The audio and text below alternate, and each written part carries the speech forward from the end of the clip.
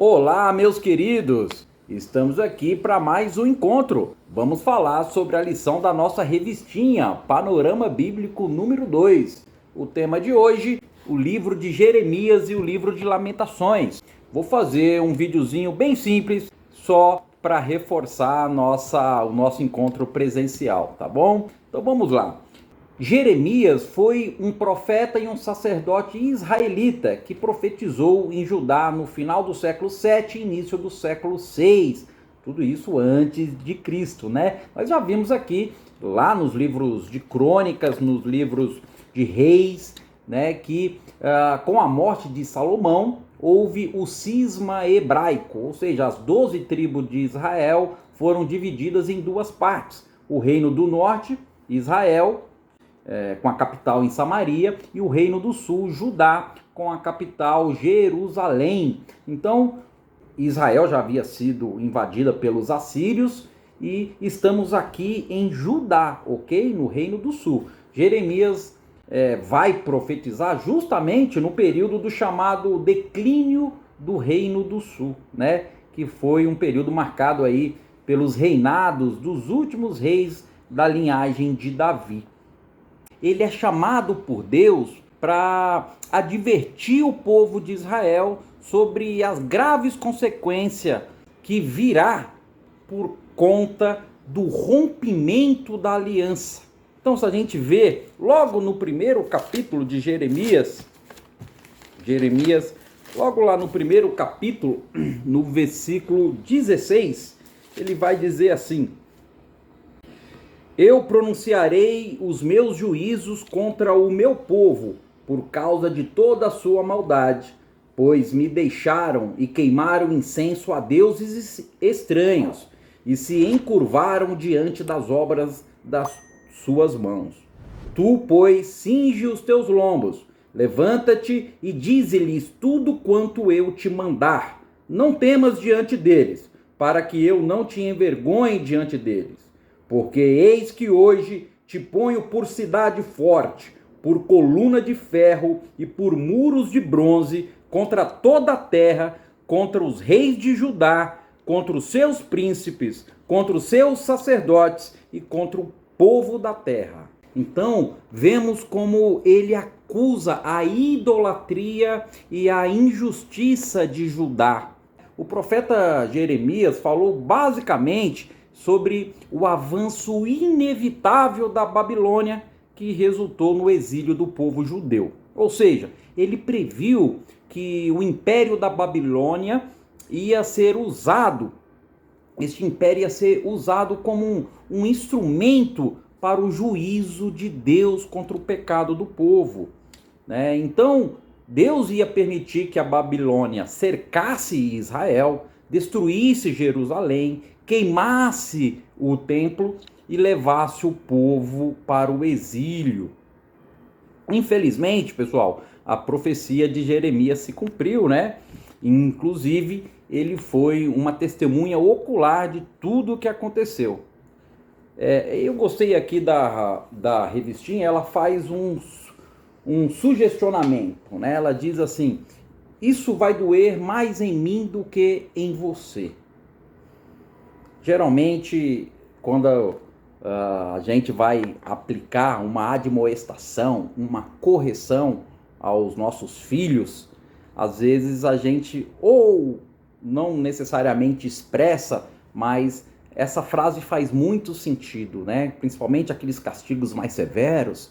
A gente diz: isso vai doer mais em mim do que em você, porque a correção é para o bem e ela demonstra preocupação, amor. Então, aqui a gente já consegue extrair a ideia dos dois livros: a profecia do que vai acontecer e as lamentações pelo que aconteceu. Interessante, né? Sobre o livro de Jeremias, no capítulo 36 do livro, né, a gente vê que depois de 20 anos pregando, Deus então manda Jeremias reunir os seus sermões, suas poesias, seus ensaios, e sistematizar tudo isso em um livro.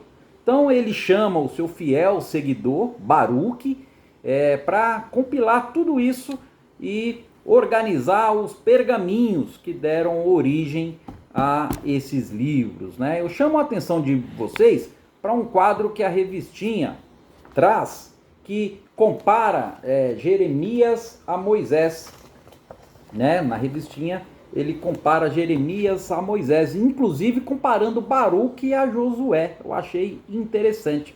Então veja, o profeta pregou por 2 décadas antes de escrever o livro, né? E no próprio capítulo 36 vai mostrar pra gente que o livro passou ali por algumas edições, né? Inclusive o capítulo 45, que foi adicionado por Baruque após a morte de Jeremias. Mas enfim, tudo isso é para deixar registrado que Jeremias foi um mensageiro da justiça e um mensageiro da graça de Deus. Logo no primeiro capítulo, nós temos o chamado de Jeremias, no versículo 5. Ele vai, aquele famoso, né? Antes que se formasse no ventre, eu já te conhecia. Antes que você saísse da barriga da sua mãe, eu te santifiquei e vou dar você às nações como profeta, né? Versículo 5. O que ele está dizendo é que Jeremias foi chamado para uma dupla missão. Ele ia ser profeta de Deus para falar com Israel, mas também ele ia ser profeta para as nações. Como vimos em Isaías, né? A missão aqui, fazendo uma analogia a uma plantação, a uma árvore, né? Como eu usei lá em Isaías, a ideia é arrancar, derrubar, mas também semear, plantar novamente, né? Quer dizer, ele acusa o pecado do povo, traz o julgamento, traz o juízo de Deus, mas também traz uma mensagem de esperança para o futuro. Muito legal isso. Então, do capítulo 1 ao capítulo 24, nós podemos situar aqui o período pré-exílico, né? Ou o período antes do exílio. Israel ele violou os termos do acordo, os termos do contrato, do pacto, da aliança que Deus fez com o seu povo, com os antepassados. Então a coisa estava feia ali, pessoal. A Bíblia diz que o povo estava adorando os deuses cananeus, inclusive construindo templo para esses deuses mundanos. Jeremias denuncia, inclusive, que alguns judeus estavam fazendo sacrifício de crianças, pessoal, como era costume de alguns povos daquela época. Então, o profeta, ele usa aqui a metáfora da idolatria. Ele vai fazer essa metáfora comparando a idolatria à prostituição, como uma prostituição, sim, prostituição no sentido de promiscuidade, de infidelidade mesmo.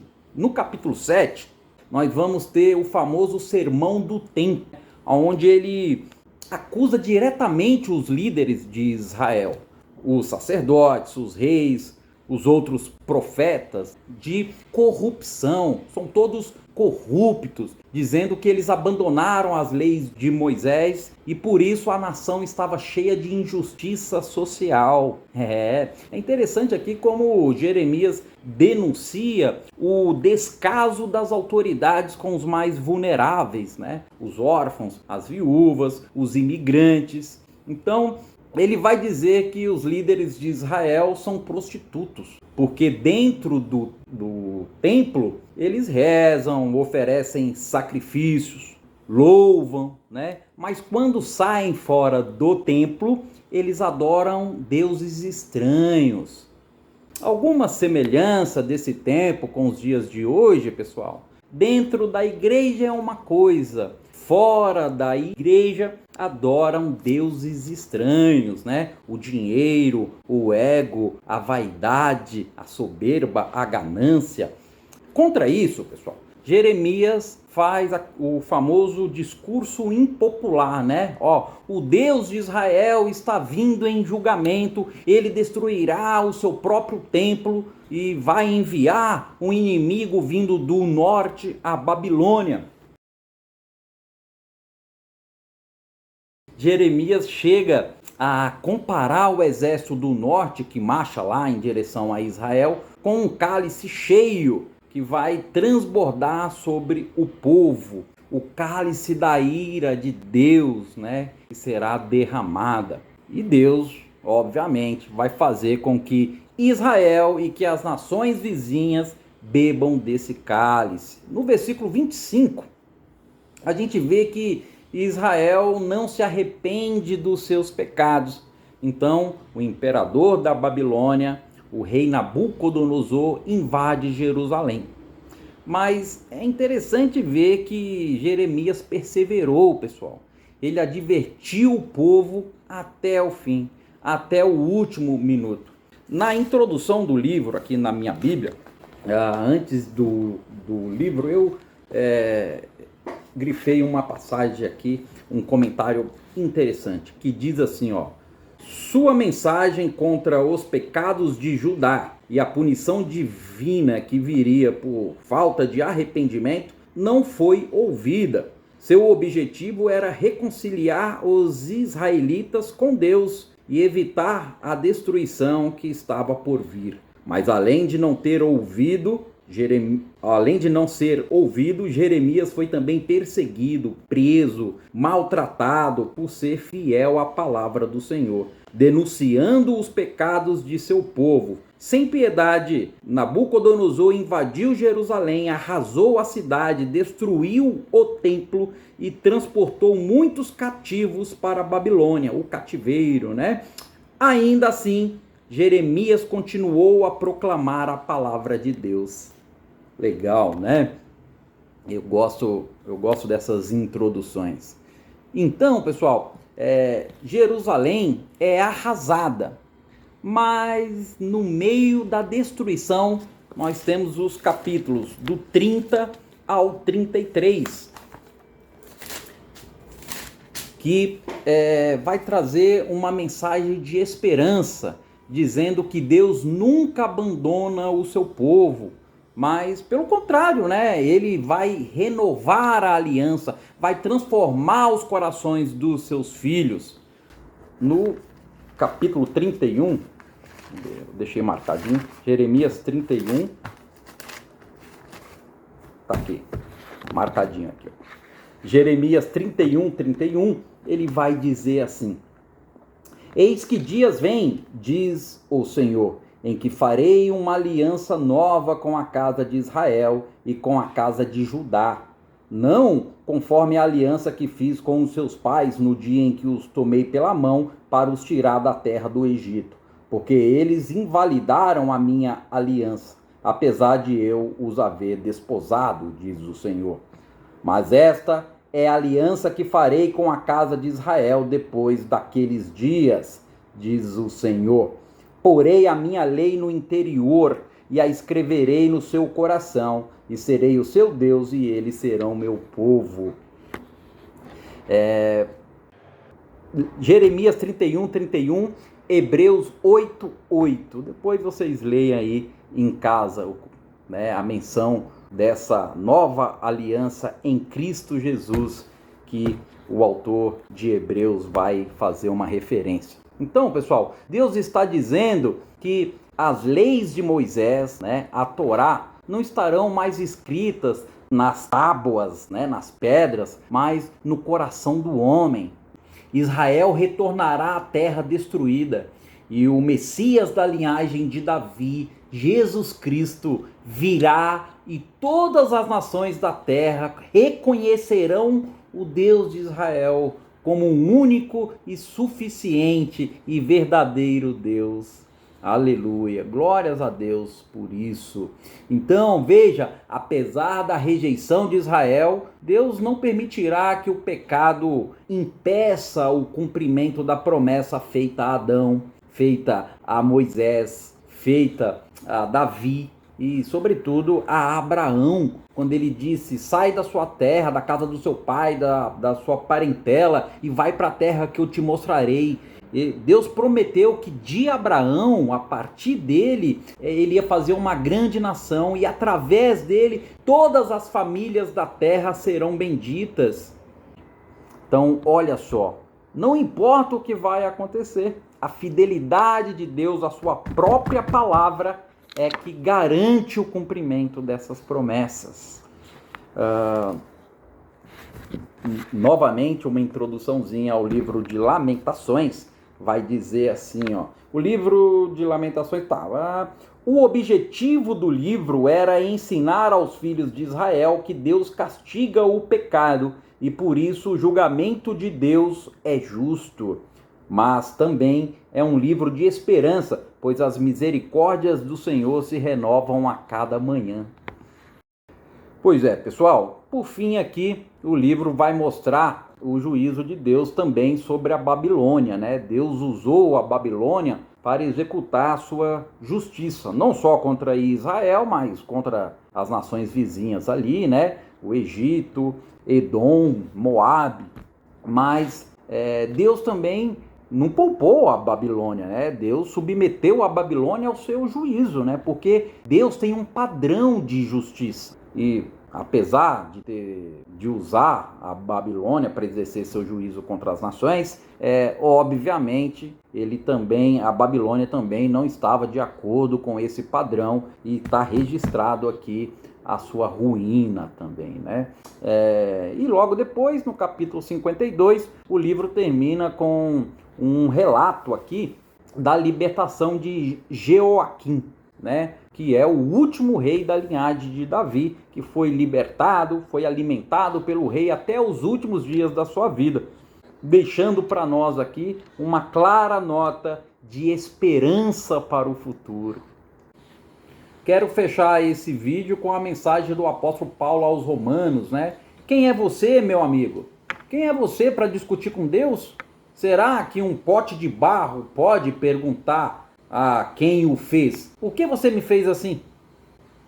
O homem que faz o pote de barro, né, que faz o vaso, o oleiro, ele tem o direito de usar o barro como ele quer, né? Em Jeremias 29:11 nós lemos que Deus diz expressamente: eu sou o Deus que conheço os planos que tenho para vocês, né? Planos de fazê-los prosperar e não de lhes causar danos, planos de lhe dar esperança e um futuro melhor, né? Em Mateus 7, Jesus diz que se nós que somos maus por natureza, somos pecadores, nós procuramos dar o melhor para os nossos filhos, imagina o Deus Pai que está no céu.